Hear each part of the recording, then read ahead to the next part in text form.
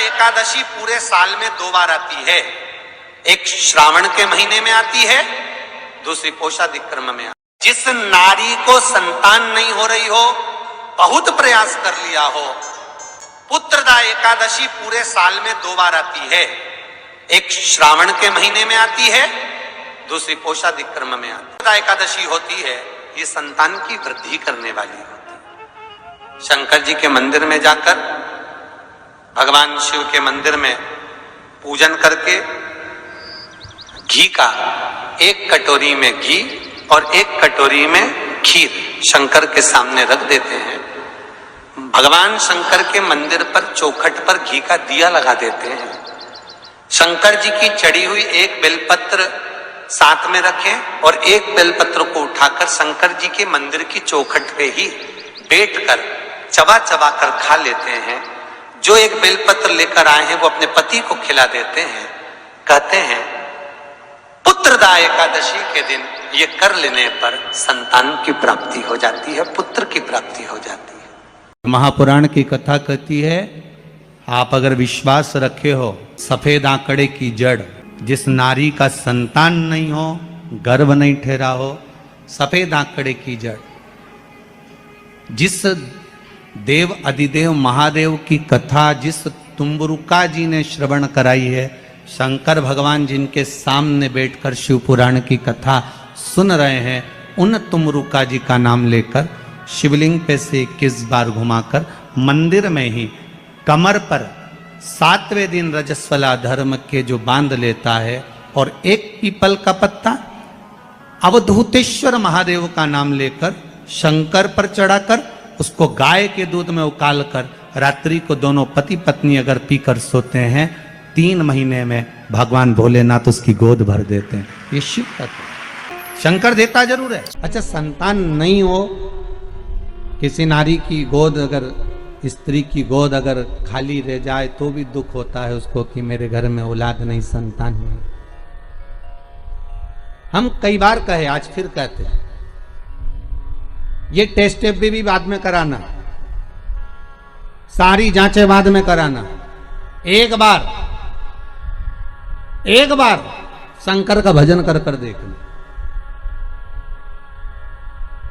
पिछले वर्ष कथा में तुमरुका जी की जो कथा कही थी, यूट्यूब पर डली हुई, अगर आप लोगों ने नहीं सुनी हो तो उसको निकालना यूट्यूब पर। श्री तुमरुका शिव महापुराण की कथा हमने कही थी, तुमरुका जी का व्याख्यान, उसमें वर्णन किया था। सब जगह से अगर हार जाओ और सारे रिपोर्ट आपने सब दूर दिखा ली, तो एक बार शंकर पर भरोसा कर कर तुमरुका जी का नाम लेकर सफेद आंकड़े की जड़ को शिव जी पे से रजस्वला धर्म के 7वें दिन 21 बार घुमा लो, नाम गोत्र बोलकर कमर में लाल धागे में बांध लो, पीपल के पत्ते शिव जी को चढ़ाओ, उठाकर लाओ, उस 1 पत्ते को रात्रि को गाय के दूध में उकालो और उस दूध को दोनों पति पत्नी पियो, साथ रहिए। समय आएगा, बाबा चाहेगा तो 3 या 4 महीने में गर्भ ठहर ही जाएगा। सारे डॉक्टर को दिखा लिया अपनी जगह, टेस्ट भी करवा लिया अपनी जगह, पर एक बार प्रयोग, और वो विश्वास रखकर करना पड़ेगा। शंकर पर जो भी कार्य कर रहे हो आप, जो उपाय कर रहे हो आप, शिव का स्मरण कर, भगवान पर अगर विश्वास रखोगे, भरोसो दृढ़ इन चरणन कहो, श्री वल्लभ नक चंद्र छटा बिन सब जगमा ही अंधेरो। अगर भरोसा है तो शंकर है, और भरोसा नहीं तो शिव कहां से। विश्वास लेकर अगर आए हो तो काम तो होगा। ये लोग काशी से आए हुए हैं, विश्वास लेकर ही तो आए होंगे कि हम जाएंगे शंकर की कथा में तो बाबा कृपा जरूर करेगा। कई लोग यहाँ पर बैठे हुए हैं जो विश्वास लेकर आए हुए हैं, दूर दूर से आए हुए हैं, केवल विश्वास लेकर कि भगवान कृपा करेगा किसी ना किसी रूप में, मुझे विश्वास है कि बाबा मेरी सुनेगा। और फिर कहता हूं, कथा में अगर आपने मन लगा लिया, भले टीवी चैनल के माध्यम से श्रवण कर रहे हो, भले मोबाइल के माध्यम से श्रवण कर रहे हो, भले पंडाल में सुन रहे हो, बाबा से अगर दिल से आपने अगर कह दिया तो 3 महीना बहुत होता है सब कामना पूरी होने के लिए। मेरा बाबा आपको कुछ ना कुछ दे ही देता है, बस आपकी रुचि के अनुसार सुख प्रदान कर ही देता है। भगवान कृष्ण की 16,108 रानियां थी। कितनी रानियां? जम के बोलो जरा।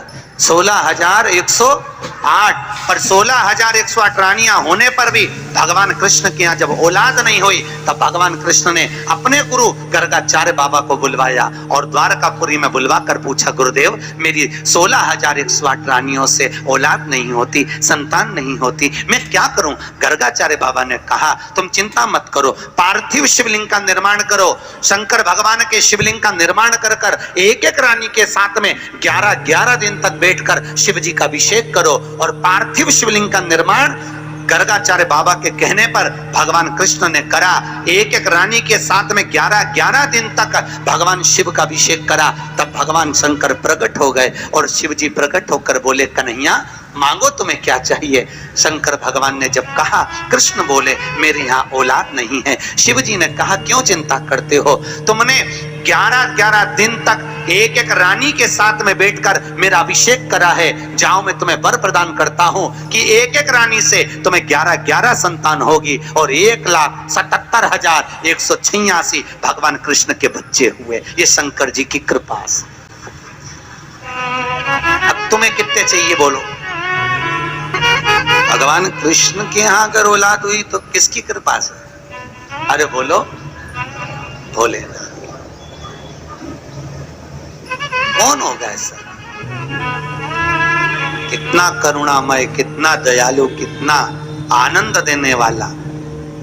ब्रह्मलोक के देवता भगवान ब्रह्मा, बैकुंठ के देवता भगवान विष्णु, और पृथ्वी का देवता अगर कोई है, इस मृत्यु लोक का अगर कोई देव है तो वो देवों का देव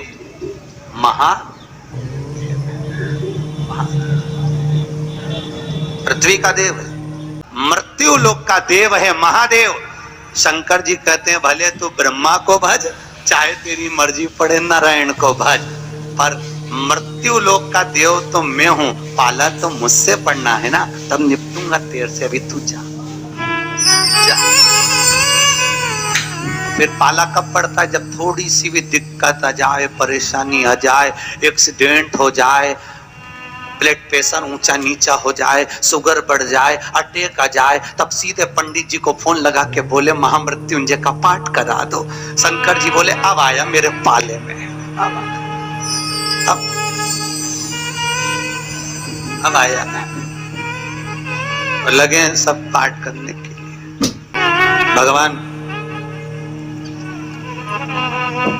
नारायण का अगर विवाह भी कराने वाला कोई है लक्ष्मी से तो वो मेरा शिव ही है।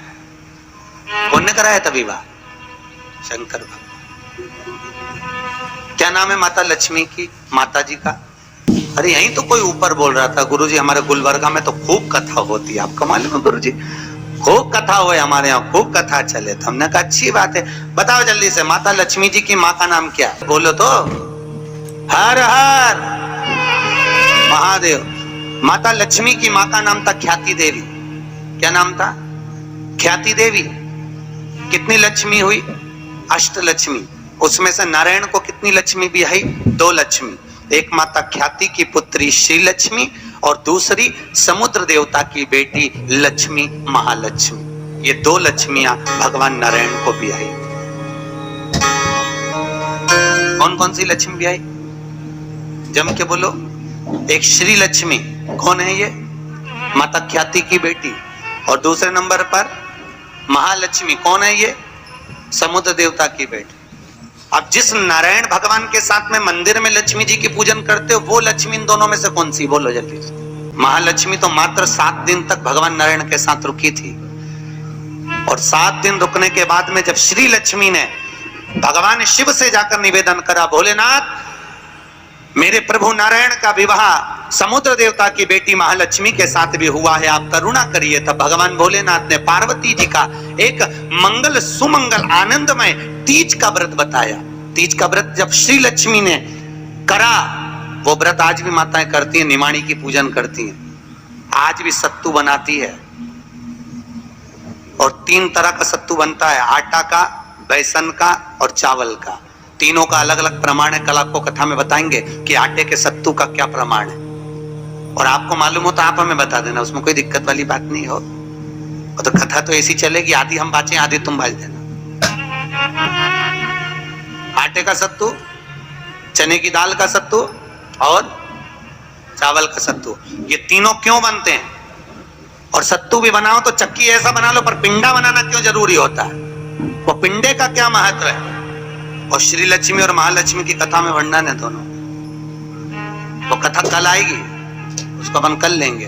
पर आज जो कथा चल रही है कि श्री लक्ष्मी को माता पार्वती जी का विवाह, सुंदर व्रत बताया, और उस व्रत को माता पार्वती ने करा।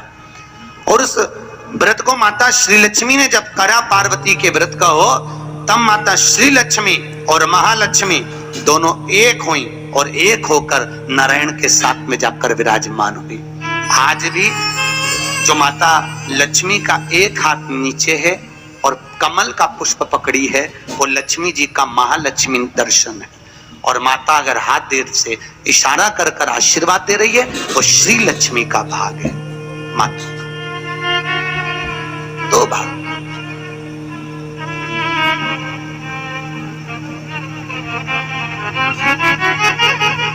दो भाग में विराज। आज बाबा भोलेनाथ की कथा कह रही, करुणा सागर भगवान शिव जो आनंद की राशि हैं, मृत्यु लोक का जो देव है महादेव, पृथ्वी पर रहने वाले जीवों को कष्ट ना हो, उनको सुख ही देने वाले, सदा प्रसन्नता प्रदान करने वाले। बद्रीनाथ किसका था? जिस बद्रीनाथ में नारायण बैठे हुए हैं, आप लोग बोलते हो ना बद्री विशाल भगवान की, अच्छे से बोलो, बद्री विशाल भगवान की। कौन बैठा है बद्री विशाल में? अरे बोल दो। तुम तो बोलने में भी घबराने लगे कि महाराज ना जाने क्या बोल देगा, पट्टा ही ठिकाने। कौन बैठे वहां पर? नारायण बैठे कि नहीं बैठे? तो वो बद्री विशाल किसका था? जिस बद्री विशाल के मंदिर में बद्री विशाल बैठे हैं, भगवान नारायण विराजमान हैं, वो बद्रीनाथ की भूमि किसकी थी? भगवान शिव और पार्वती का निज घर था। शिव और पार्वती वहां निवास करते थे, शंकर और पार्वती वहां रहते थे। एक बार भगवान नारायण के साथ में लक्ष्मी मैया भ्रमण के लिए निकली बद्री का आश्रम, अलकनंदा नदी के तट। और माता लक्ष्मी ने जैसे ही बद्रिकाश्रम को देखा, इतना सुंदर आश्रम, नारायण ने शिव जी को नमन करा, शंकर ने नारायण को नमन करा, दोनों एक दूसरे को नमन करे। और इतने में नारायण लक्ष्मी को लेकर वापिस जाने लगे, तो लक्ष्मी जी ने नारायण को रोक लिया और कहा, प्रभु रुकिए, मेरे वचन को सुनो, ये बद्रिकाश्रम मुझे बहुत अच्छा लग रहा है, नाथ कुछ भी करो पर ये बद्रिकाश्रम मेरा होना चाहिए। भगवान नारायण ने कहा, लक्ष्मी ये कभी नहीं हो सकता, क्योंकि यह शिव का वासा, ये शंकर की जगह है, ये भोलेनाथ जी की जगह है। और अगर ये शंकर जी का निज निवास है, शंकर जी का स्थान है, तो तुम्हारा कैसे हो सकता है? लक्ष्मी जी बोली, प्रभु चाहे कुछ भी हो जाए पर ये बद्रिकाश्रम मेरा होना चाहिए। लक्ष्मी जी जिद पेड़ गए। होता है अब पत्नी अगर जिद पेड़ जाए तो तुम्हें तो मालूम है, आधी रात के मेडिकल खुलवा के बाम की शीशी लेके आए, तो वो तो बद्रिकाश्रम। लक्ष्मी जी जिद पर अड़ गई। भगवान नारायण ने लक्ष्मी को खूब समझाया, क्यों उपद्रव करती है लक्ष्मी, मान जा, वो अपना नहीं है, जो अपना नहीं है वो अपना कैसे हो सकता है? नहीं प्रभु, मुझे तो वो बद्रिकाश्रम भाग गया और मुझे चाहिए, चाहे कुछ भी करो।